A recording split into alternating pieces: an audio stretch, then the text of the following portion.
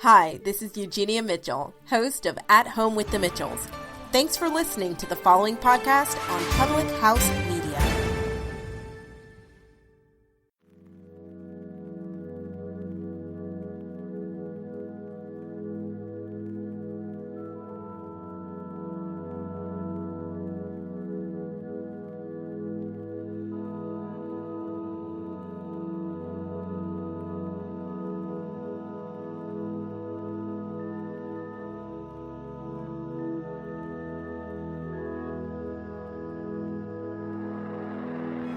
Hey everyone, it's Selena, and you are listening to Stories from Planet Earth. Today we are here with Vanessa. Hi everybody. Thank you so much for being willing to hop on the podcast. Of course, I'm really excited and nervous. Yeah, you'll do great, I know it. Thanks. We were talking a little bit before about how Vanessa's actually family. I think you'd be considered my cousin. Yeah, we're definitely cousins. Yeah. And we live like halfway across the country from each other, so we haven't actually met in person. I think maybe you met me when I was a baby, but I obviously don't remember that. Yeah, I definitely met you when you were really small, and your mom used to babysit me when I was really small. Yeah. And so I just think it's so cool. Like we've never really met, but we've kind of stayed connected through social media, which I think is really cool. And I'm glad that we're able to do something like this, even though we're so far away from each other. Me too. I feel like we have a lot of similarities, so this was really fun. Yeah, definitely. I'm so excited. Me too. So just to start off, I always ask my guests where they're from and where they currently live. Awesome. So I'm born and raised in Fitchburg, Massachusetts. It's about 50 minutes from Boston. Definitely a smaller city compared to Boston, but it's easy to get there. And yeah, I like this area a lot. What is it like? Because I was born in Massachusetts, but I spent very little time there. So there's that stereotype that people in Massachusetts are kind of grumpy. Yeah, so definitely have attitudes, but you get used to it for sure. Not as bad as like maybe New York or something, but definitely a tough crowd. Yeah. I don't know if my fragile Colorado soul can handle it. You sure could. You definitely could. So being in the East Coast, do you get to travel a lot within the states there since they're all so close together? Yeah, I've been all up and down the East Coast, and there's so many beautiful places. We can go to Vermont, we can go to Maine, and New York is only a 3.5-hour drive, so it's a really cool location. Yeah, that's awesome. I can't wait till we can get to go out there and visit you. We were supposed to, as you know, in June, but the whole COVID thing kind of threw a wrench in our plans. Yeah, it's better to come at a different time, definitely, so you can really experience it. Yeah, that's kind of what we had in mind, because it would be, like, obviously it would be so great to see all of the family out there, but just a bummer to not get to actually experience the state and the area itself. Yeah, Boston is a really cool place, and it's really historic, so I think you'd enjoy it. Yeah, I can't believe I haven't made it out there yet in my 25 years. Yeah, Boston is my favorite city by far. I've been to a lot of places. The only place I really think gives it a run for its money is Chicago. Really? Yeah. Definitely. Well, I haven't been there yet either, so I have a lot to check off on my travel list. Yeah. Hopefully by the end of the year we'll get to replan our trip to Massachusetts, but I will hold my breath on that one. I'll be waiting. Yeah. So you are a nurse, correct? Absolutely, yep. So I was wondering, have you always wanted to be a nurse, and what made you decide to go into the medical field? So I felt in high school I had no idea what I wanted to do, so it wasn't something that some people are like, I wanted to be a nurse my whole life, or I don't have other nurses in my family that I saw growing up, but I really always looked up to my mom, and she works for a nonprofit that helps women and families, but I didn't want to do exactly what she was doing, so I thought, I want to be a pediatric nurse. But when I did my pediatric rotation, it just really wasn't for me. But my maternity rotation was just amazing, and I fell in love right away. So since then, I really knew what I wanted to get into in nursing. And so you work in the maternity ward. That's so cool and interesting to be there for the first moment of somebody's life. It's absolutely the best job in the world. It's so amazing. And I still get emotional sometimes at some deliveries because it's just so special. Yeah, I've only seen like 2 births in my entire life, and I was bawling for both of them, my little brothers. Yeah, it's awesome. It's just an incredible thing to get to be a part of. And what is that like as a professional there to help these women through their pregnancies? It's just so crazy because you're with them through their labor, their delivery, and meeting their baby for the first time. And it's such a big thing in a woman or family, their lives. And then you just go home to your regular life, and it's just so unreal. But I feel lucky. I feel blessed that I get to be there for them. So I try to support them as best as I can. Do you have any favorite moments that you've had working in the maternity ward? Oh, I have definitely memorable moments, just special moments like with families. We've prayed together. We've done so many different things that you wouldn't even imagine together, which is awesome. Yeah, that is so cool. Yeah, I love it. So do you think that you'll stick in the maternity ward for the duration of your career? So I absolutely want to take care of women, and primarily women. That's what I love to do. I love babies, but believe it or not, when you work in labor and delivery, you don't spend a lot of time with babies, maybe 2 hours after they're delivered. You don't really get to snuggle them or anything like that. And I know a lot of people think that way. But right now I'm in school so that I can be a midwife, so I can actually deliver the babies, which will be great. That's so amazing. Yeah, I want to stay in this. This is what I want to do I already know I want to do it forever. So what does it take to train to be a midwife? So right now I'm going for my master's in midwifery. It's going to take me about 2.5 years, 650 hours of clinical, but it's totally going to be worth it. And I'll also get my women's health nurse practitioner at the same time, so I'll get a little bit of both. And what does that entail? So women's health nurse practitioners, they encompass everything that a midwife can do, but a midwife can deliver babies, whereas an NP cannot. Okay, so it's just bolstering your base of knowledge you already have, essentially. Absolutely, yeah. They both can do the same thing. They're primary care providers for women, but the midwife can actually deliver, which is what I want to do. Awesome. Yeah. So has it been challenging so far learning how to become a midwife? The classes are pretty difficult, and I'm in school full-time, working full-time, and then just trying to make room for everything else in my life, but I'm enjoying what I'm learning, so it makes it easier in that way. Yeah, that does always help whenever you like what you do, right? Yeah, absolutely. I don't think I could do it if I wasn't enjoying what I was learning about. Yeah, because that's already, like, nursing shifts are pretty long to begin with. Yeah, they can be 8, 12, 16 hours, so. And what shifts do you usually work? So I am per diem at my hospital, so that means I can pick up shifts on any shift that I want. So I work day shift, which is usually 7 a.m. to 3 p.m. I can work evening shift, which is my primary shift, which is 3 p.m. till 11 p.m. And then sometimes I do overnights, which is 11 p. to 3 to 7 a. But evenings is definitely like my favorite. Yeah. So how do you keep going through those long shifts? Really, my coworkers help me get through long, difficult shifts. We really help each other. We work as a team, especially on a specialized unit like labor and delivery. And just liking what I do is really helpful in getting through long shifts for sure. Yeah. So you said your evening shifts are from 3 p.m. to 11 p.m. 3 p.m. to 11 p.m. So with that variation in working mornings, working evenings, is there any room to kind of carve out a good sleep schedule, or is it different day to day?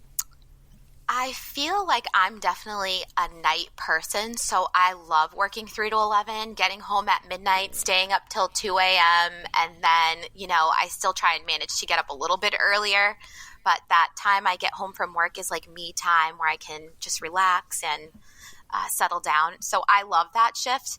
It's hard when you're working a 3 to 11 shift and you have to come back for the morning. We call those turnarounds. That's difficult. So definitely get a couple coffees that day. Yeah, no kidding. I honestly don't think I could handle having to do like the night shift and then the morning shift. Yeah, and all the other nurses will be like, "You're young, you can do it." And in my head, I'm like, "I'm dying. I can't do it." Yeah, right. All bodies need sleep, even the young ones. Yeah, definitely. So, in the midst of this whole global pandemic, have you noticed any shifts in your work, despite the fact that you're in the maternal ward? Yeah, so absolutely. So many things have changed and policies change every day. We have visitor restrictions. We have everybody wearing masks, even moms while they're pushing, which I feel like is so mean.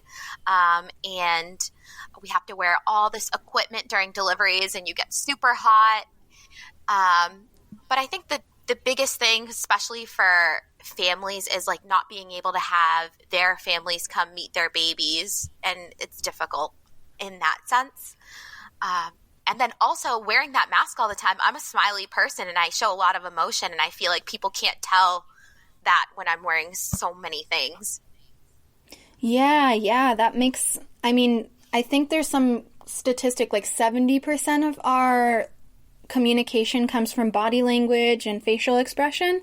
Yeah. So I can imagine that can make it really difficult, especially being that a lot of what a nurse does, I've heard, is, that emotional aspect where you're there for the patient emotionally as well. Yeah, I feel like I want to be supportive, especially knowing that they can't have the people there that they usually would want there. And it just makes it a little more difficult when they can't see the happy face underneath the mask.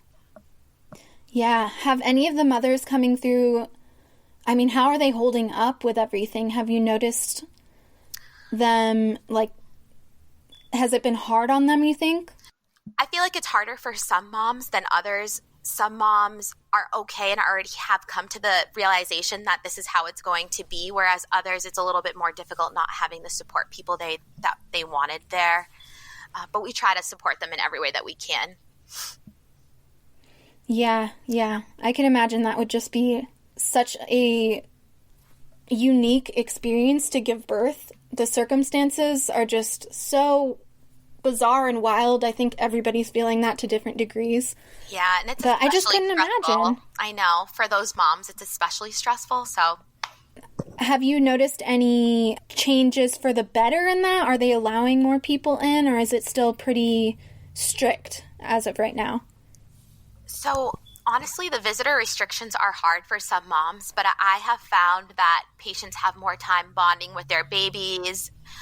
They get their babies breastfeeding better and quicker because they don't have the distraction of thinking, oh, like all these people want to come in and meet them. So I think it's been better where they can have more family alone time. That's an interesting thought to have. It must be stressful being born, I suppose. So having the added stress of everybody bombarding you, I'm sure it's sensory overloads for the poor little babies. Yeah, and we've actually liked having those restrictions. We know that it's hard on our patients, but they have more time to get to know their baby.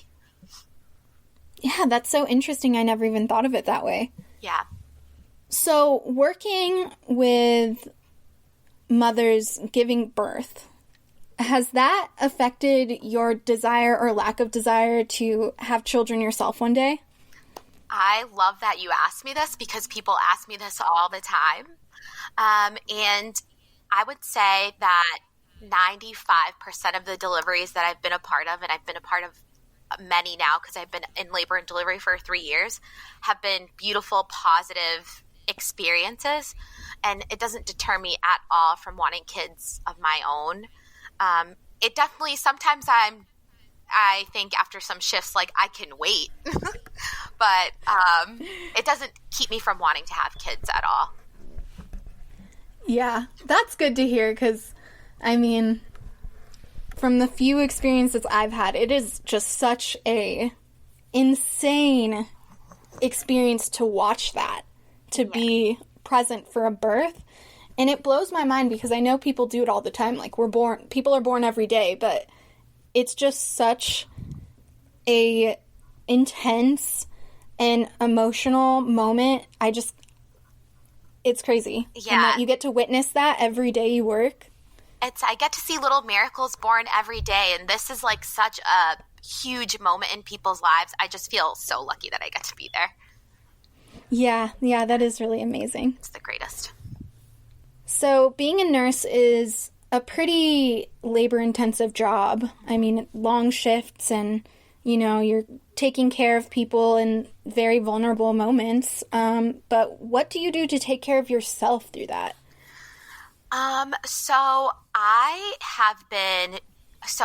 if I have really difficult shifts, I always take a long, hot shower and just relax, dim lights and candles. I've been working out, and that really is helpful. And then, just the usual binge watching TV, snacks, stuff like that. Laying low on my days off for sure. Are you watching anything good on Netflix right now? So I just got finished watching Casa de Papel, and it's on Netflix. It's amazing. It's about a money heist, and I think everybody should watch it. It's so good. I'll add that to my list. Yeah, I think you'd enjoy it. Yeah, I'll have to check it out. To touch back on working out, I've noticed that you have this sort of accountability thing going on with your friends on Instagram. Yes, so I know I am super obnoxious with all my working out posts on my stories, but I feel like it's held me accountable, and then we also check in with each other so we know each other's working out. And when my friends are working out, I feel like I can't miss a day and vice versa, so it's really helped us stay on our game. That is so cool. Have you been doing that since before the whole pandemic, or is that something that's new? I really decided to turn over like a new leaf, I guess you can say, or start it really at the beginning of this year after my 10-year high school reunion, which is unreal. Because I was like, I need a change and I want to feel better about myself. And it's just been the greatest, most difficult journey. That's really awesome. How did you get into it? Like, what kind of activities do you do to stay active? So I was doing a lot of kickboxing before all of this COVID stuff started happening. And actually, your mom, I used to see all her posts of all her activities that she would do. And I'm like, I need to do something like this. And that's really why I started kickboxing. She really inspired me. So that's just so cool. Funny. Yeah. Yeah, I didn't know that. Yeah. I actually would message her and be like, I need to do something like this, whether it's like a self-defense course or something. And then I was like, I'm going to try this boxing class. And I just fell in love. And that's really what started me working out consistently. Awesome. Yeah, I've never tried kickboxing before, but it looks really fun. It is. It's good for when you want to do cardio, but you don't want to be bored because it's so fun and it gets you really fit. Yeah, that's something else I really want to try out. I do jujitsu with mom. Yeah. With my mom. And it's pretty cool. So I think if it's in a similar vein where it's, self-defense but fitness. So I think I'd really like to try kickboxing one day. Yeah, I think you'd enjoy it. I would recommend it to everyone. It was hard for me to get started because I was just nervous about the classes and not being good, but I feel so comfortable at my studio and it's just so fun. Yeah, well, here's to hoping that is a reality again sometime soon. I miss going out and doing group fitness. Me too. I really miss it. So, looking towards the future, what are your goals moving forward? So, like I said before, I'm going to school to be a midwife and get my nurse practitioner, and I want to service the community in which I live. I want to help with, the inequalities and racial disparities that lie in my type of profession, and hopefully try and bridge that gap and be there for those mamas. And I don't know if I want to own my own practice one day, but I definitely want to work in somewhere more earthy, crunchy, like a birth center and something like that. Oh, that sounds so cool. Yeah. Ooh, I do have an additional question about just your nursing career before we sort of wrap things up. Yeah. Have you had any experience with, like, water births? I wish. So our hospital doesn't have any tubs, and I wish that we did, because warm water in that type of sense is such comfort for women in labor. So I haven't personally had experiences with water deliveries, but I cannot wait to have experience in water deliveries. Yeah, it's always been so fascinating to me, and I think if I ever have kids one day, that might be what I want to do. Absolutely. I would totally do the same thing. I always say if I could have my own babies at my home, I would do that too. I'm just a little nervous because I've seen things in practice. But water birthing, hypnobirthing, Lamaze, all of that is great. I love it. Yeah, that's really interesting. Yeah, I'm very fascinated with that sort of thing, and I don't have any knowledge on anything medical really, but I think it's so cool, the practice of, like, helping women through that stage of their life. Definitely. I think a lot of birthing centers usually offer the water births or deliveries. So if that's something that anybody listening is thinking of, definitely look into giving birth at a birthing center. Yeah. So I'm wondering, do you have any advice for nurses, new nurses, or people getting into it? Yeah, so I feel like the best advice I can give is, well, first of all, nursing is so versatile. You can do so many different things with it, so don't ever feel like you're stuck in one specialty. I did different things before I went into labor and delivery. I did medical surgical. I did some cosmetic nursing, and just go until you find what you love. Make sure you find a mentor that you can really trust, and don't be afraid to ask questions. And it's okay to not know everything. Sometimes my patients will ask me things and I'll say, I don't know the answer to that, but I'll find out for you, because they rather hear that than you tell them something that's not true or that's going to be contradicted by somebody else. So it's a great profession. Yeah. And I had a request from my mom, actually, to ask you if you had any just general life advice for just anyone. I think general life advice for me is to really focus on yourself and your inner happiness, and don't be afraid of what people think about you, and just work hard towards the goals that you set, and I think you'll be good. Yeah, definitely agree with that. Yeah. All right, before we sign off, do you have anything you'd like to shout out? You know, I was thinking about this, and I want to shout out the nurses that I work with at St. Vincent Hospital, because I feel like together, even when we have admin and maybe our corporation that doesn't back us, we always band together to take really good care of our patients. And I think we do a great job, and we always rally together to give great, amazing patient care. So I want to shout them out. Awesome. I love that. Yeah. Well, thank you again so much for just taking a little bit of time to chat with me today. You're welcome. This was awesome.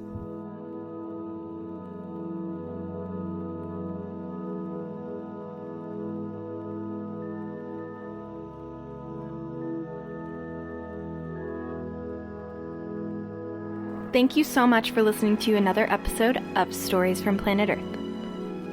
If you have some time, leave us a review, and be sure to subscribe anywhere you listen to podcasts. Find us on Instagram at SFPE Podcasts. I'll talk to you next week.